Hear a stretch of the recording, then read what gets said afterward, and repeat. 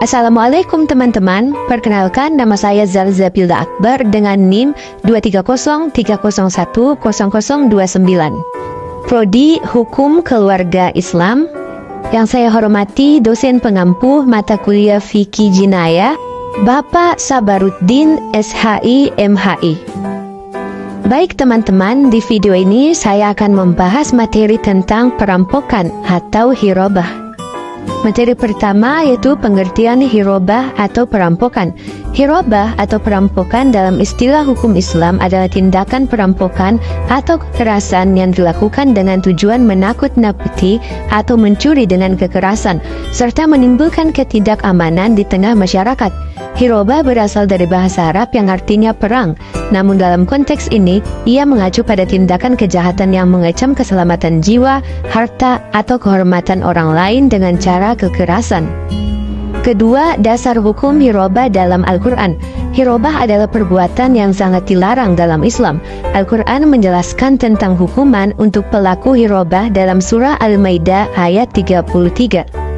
Sesungguhnya balasan bagi orang-orang yang memerangi Allah dan Rasul-Nya serta berusaha untuk membuat kerusakan di muka bumi adalah mereka dibunuh atau disalib, atau dipotong tangan dan kaki mereka secara bersilang, atau dibuang dari negeri tempat tinggalnya, yang demikian itu sebagai penghinaan bagi mereka di dunia, dan di akhirat mereka mendapat siksaan yang besar. Quran Surah Al-Maidah ayat 33. Materi ketiga yaitu ciri-ciri tindakan hirobah. Tindakan yang dapat dikategorikan sebagai hirobah adalah yang pertama, menggunakan kekerasan atau ancaman kekerasan terhadap orang lain. Yang kedua, mencuri harta benda orang lain dengan menggunakan kekuatan atau senjata. Yang ketiga, membuat ketakutan di masyarakat, misalnya dengan melakukan perampokan, pembajakan, atau penganiayaan di tempat umum. Yang keempat, ada menyerang dan merampas harta dari orang yang tidak bersalah secara terang-terangan dan tanpa rasa takut. Keempat, hukuman bagi pelaku hirobah. Dalam Islam, hukuman terhadap pelaku hirobah tergantung pada tingkat kejahatan yang dilakukan. Hal ini dijelaskan dalam hadis Rasulullah SAW. Pertama, ada pembunuhan atau penyiksaan berat. Jika pelaku hirobah membunuh korban atau menyebabkan kematian dalam proses perampokan, hukuman yang dikenakan bisa berupa hukuman mati. Kedua, penyiksaan atau pembajakan. Jika pelaku hanya merampas harta tanpa menyebabkan kematian atau luka yang berat, maka hukuman yang diberikan bisa berupa pemotongan tangan dan kaki secara silang atau pengusiran dari tempat tersebut. Ketiga, perampokan tanpa kekerasan.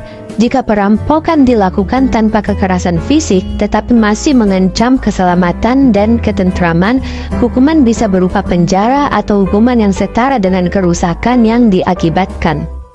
Materi kelima yaitu tujuan dan hikmah pelarangan hirobah. 1. Ada menjaga keamanan masyarakat. Islam sangat menekankan pentingnya menjaga keamanan dan ketertiban dalam masyarakat. Perampokan dapat menyebabkan ketakutan dan kecemasan di masyarakat yang berpotensi merusak keharmonisan sosial. Kedua, melindungi harta dan kehormatan. Hirobah mengancam harta benda dan bahkan nyawa orang lain, yang tentu bertentangan dengan prinsip-prinsip keadilan dan perlindungan terhadap hak-hak individu dalam Islam. Ketiga, memberikan kejelasan hukum. Dengan adanya hukuman yang jelas bagi pelaku hirobah, diharapkan dapat memberikan efek jera dan mencegah terjadinya tindakan kejahatan yang merugikan masyarakat. Kesimpulan yang bisa saya berikan dari materi ini yaitu hirobah adalah tindakan kejahatan serius yang merusak ketentraman dan keamanan masyarakat dalam Islam. Pelaku hirobah dikenakan hukuman yang berat, tergantung pada jenis dan tingkat kejahatan